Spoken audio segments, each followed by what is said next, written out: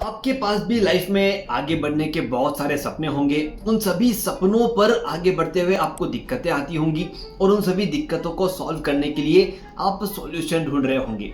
अगर आपके पास सपने हैं, आपके पास दिक्कतें हैं, पर सॉल्यूशन मिलने में थोड़ी सी देरी हो जाती है, तो वहां पर क्या चीज काम करती है, कैसे कब कौन सा डिसीजन हमें लेना चाहिए और डिसीजन लेते वक्त क्या क्या चीजें देखनी चाहिए, वो एक छोटी सी कहानी से हम सीखेंगे। तो तैयार हो जाइए एक कहानी के साथ नई लर्निंग्स को अपनी लाइफ में इंप्लीमेंट करने के लिए।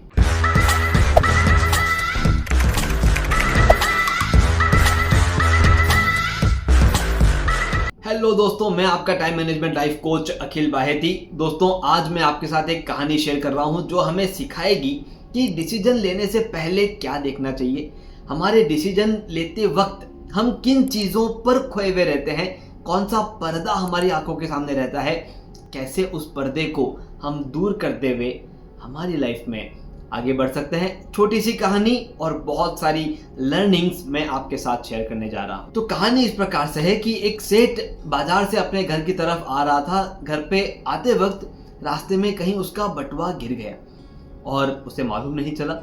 वो घर आ गया, घर आने के बाद मालूम चला कि मेरा बटुआ जो है वो गिर चुका है। वो टेंशन में आ गया क्योंकि उस बटुए में कुछ पैसे थे, 10,000 15,000 आप कह सकते हो, और कुछ जरूरी कागज भी उस बटुए में रखे हुए थे। और वो गिर गया है तो वो प्रेशर के चलते वो घर के मंदिर में गए। मंदिर में जाके भगवान के सामने प्रार्थना करने लगे कि भगवान, अगर वो बटुआ मुझे मिल जाए तो मैं गरीबों को खाना खिलाऊंगा, वो बटुआ अगर मुझे मिल जाए तो मैं ढेर सारा प्रसाद चढ़ाऊंगा, मैं बहुत सारा नेक काम करूंगा, बस वो बटुआ आप मुझ तक पहुंचा दें। अब हुआ यूं कि वो जो बटुआ था वो किसी बेरोजगार इंसान के हाथ लग गया था। वो बेरोजगार इंसान अपने वैल्यूज का पक्का था। उसने उस बटुए को उठाया, देखा उसमें सेठ का नाम और पता लिखा हुआ था। वो सीधे सेठ के घर की तरफ चल पड़ा और वो सेठ को जाकर के उसने बटुआ दिया। सेठ ने जैसे ही बटुआ मिला, खोल करके देखा कि उसमें पैसे जैसे के तैसे थे, वो जरूरी कागज भी जैसे के तैसे थे। वो बहुत खुश हुआ। उसने उस लड़के को कहा कि तुम्हें कुछ इनाम चाहिए क्या, मैं तुम्हें इनाम दे देता हूँ। लड़के ने मना कर दिया कि नहीं, मुझे कोई इनाम नहीं चाहिए। सेठ ने मन में सोचा और कहा कि एक काम करना, तुम कल सुबह आना। तो वो युवक था, वो चला गया। वो जा करके अपना काम करके वापस अगले दिन सुबह वहां पर आया। उस सेठ ने उस युवक की बहुत सारी खातिरदारी की, उससे अच्छे से खाना पीना खिलाया, उसके हालचाल पूछे और उसे फिर से पूछा कि क्या तुम्हें कोई इनाम चाहिए। युवक ने कहा मुझे कोई इनाम नहीं चाहिए और वो युवक वहां से चला गया। अब वो सेठ मन ही मन में बहुत खुश हो रहा है कि उस बटुए में इतने रुपए थे, वो उसमें से कुछ रुपए भी निकाल लेता, वो उस कागज को भी रख लेता तो मेरा नुकसान हो जाता, लेकिन मैंने बिना कोई खर्चा किए मुझे मेरा बटुआ वापस मिल गया। और वो उस बात को अपने परिवार में, अपने ऑफिस में सबको खुशी खुशी बताया जा रहा है, गर्व के साथ बताया जा रहा है। तो उसकी जो वाइफ थी उसने उसे रोका और कहा कि आपकी परीक्षा ली गई है, भगवान ने आपकी और उस युवक की दोनों की परीक्षा ली। वो युवक उस परीक्षा में पास हो गया और आप उसमें फेल हो गए। वो शेर समझ नहीं पाया कि मैं कैसे फेल हुआ। बोले उतना ईमानदार युवक जो आपके पास आया था वो बेरोजगार था, आपको ये मालूम था, फिर भी आपने उसे अपने पास काम पे रखने के बारे में नहीं सोचा। अभी भी मौका है, आप जाइए, उसे ढूंढिए और उसे अपने पास काम पे रखिए, क्योंकि इतना ईमानदार इंसान आपको वापस नहीं मिलने वाला है। उस सेठ ने अपने मैनेजर के साथ में उस युवक का पता लगाना शुरू किया। जैसे ही मालूम चला कि वो युवक कहीं और काम पे लग गया है, वो फटाफट उसके वहां पर पहुंचा।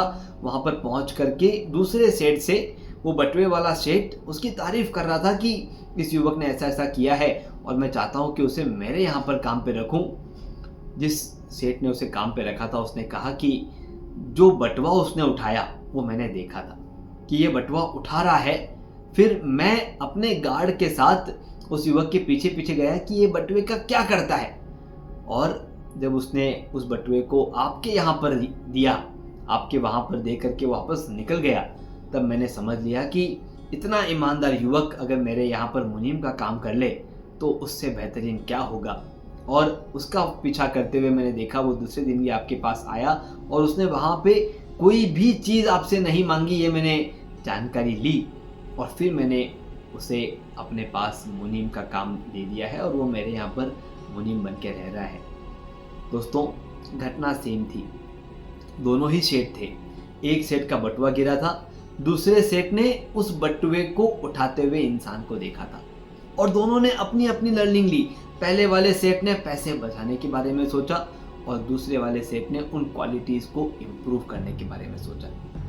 अब हमारे सामने क्या लर्निंग आती है? सबसे पहले लर्निंग, जब भी कुछ अच्छा आपके सामने हो रहा हो उसके ऊपर थोड़ा सा विचार करें कि ये अच्छा क्यों हो रहा है, इसका मेरे लाइफ में क्या एडवांटेज आ सकता है। जब पहली बार वो युवक बटुआ लेकर के आया था वो अच्छा हो रहा था। उस अच्छे हो रहे नेचर को अगर वो सेठ समझ लेता कि इतना अच्छा युवक अगर मुझे मिल रहा है तो मैं उसका और क्या एडवांटेज मेरे लाइफ में ले सकता हूँ, इस तरह से अगर सोचते, एडवांटेज इसका ये मतलब है कि आप उसी युवक का आपके लाइफ में इन्वॉल्वमेंट कैसे बढ़ा सकते हो। अगर इतना ईमानदार कोई इंसान है तो उनका इन्वॉल्वमेंट अगर हमारी लाइफ में बढ़ेगा तो कुछ अच्छा ही होने वाला है। उस तरह से अगर वो पहले वाला सेट सोचता तो वहां पर अच्छे डिसीजन होते और अच्छी हेल्प हो पाती। आपने चेक कर लिया है कि मेरे बटुए में जैसा का तैसा सब कुछ पड़ा हुआ है, तो क्या वो इंसान इतना काबिल है कि मैं उसे अपनी लाइफ में इन्वॉल्व कर लूँ।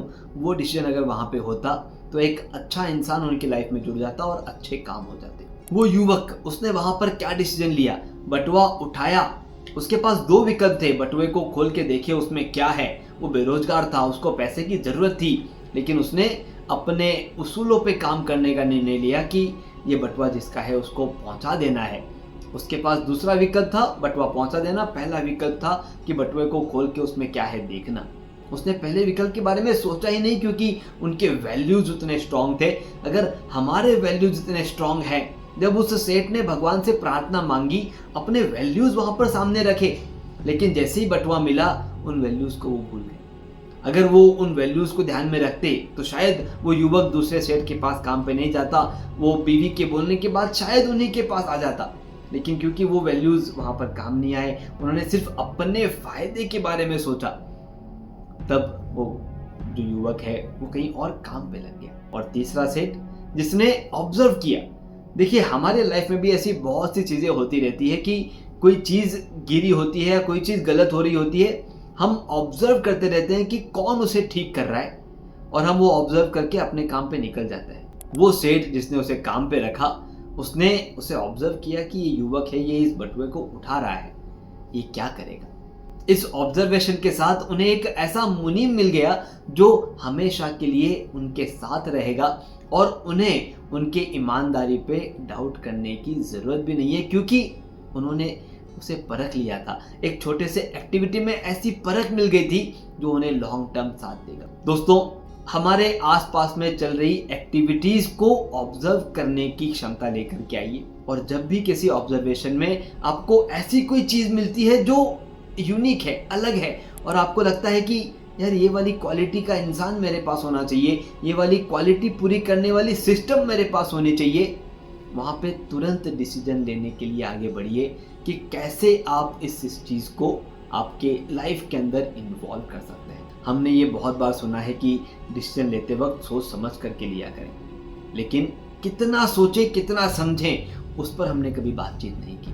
हम हमेशा ये कहते हैं कि जब आप बहुत ज़्यादा खुश हैं तब डिसीजन मत लीजिए, आप बहुत ज़्यादा दुखी हैं तब डिसीजन मत लीजिए, क्योंकि ये डिसीजन आपके गलत हो सकते हैं। ये हमने बहुत बार सुना है और हमने इसको परखा भी है। लेकिन क्या उन डिसीजंस को लेने के लिए कोई टाइम फ्रेम डिसाइड किया है?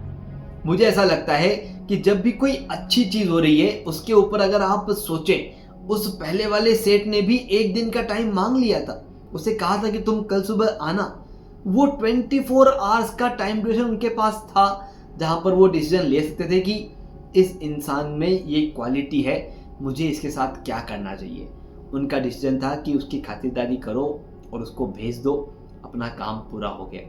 हमारे पास डिसीजन लेने के लिए अगर उतना टाइम है तो डेफिनेटली अच्छा डिसीजन वहाँ पर हम ले सकते हैं। लेकिन अगर हम सोच लें कि गड़बड़ नहीं करना है, और सोचो और सोचो और सोचो, वो और सोचते सोचते में वो किसी और के यहाँ पे मुनीम बने। दोस्तों, इन डेप्थ मुझे जाने की जरूरत नहीं है। आपके सामने डिसीजन लेते वक्त क्या करना चाहिए ये क्लियर आ चुका है। मेरा एक सजेशन यहाँ पर बहुत क्रिस्टल क्लियर है कि जब भी आप कोई डिसीजन लें, उस डिसीजन के साथ एक टाइम फ्रेम सेट कर लें कि इस टाइम तक ये डिसीजन हमें ले लेना है, और उसमें से पॉजिटिव आउटकम बाहर निकालते हुए अपनी लाइफ को हमेशा एक कदम आगे लेकर के जाइए। मैं आपका टाइम मैनेजमेंट लाइफ कोच अखिल बाहेती। अगर कोई भी डाउट हो, कोई भी क्वेश्चन आपके मन में आ रहा हो, कमेंट बॉक्स में लिखिए। अगर आपको लगता है कि आपके कोई फ्रेंड या फैमिली मेंबर हैं जो डिसीजन लेने में बहुत टाइम लगाते हैं, उनके साथ ये शेयर कीजिए ताकि उनकी आंखें खुल जाए और कैसे जल्दी डिसीजन लेना है, टाइम फ्रेम के अंदर डिसीजन लेना है, ये उनको समझ में आ जाए। Thank you very much. बहुत जल्द मिलेंगे, तब तक के लिए good bye. Have a great great great day है।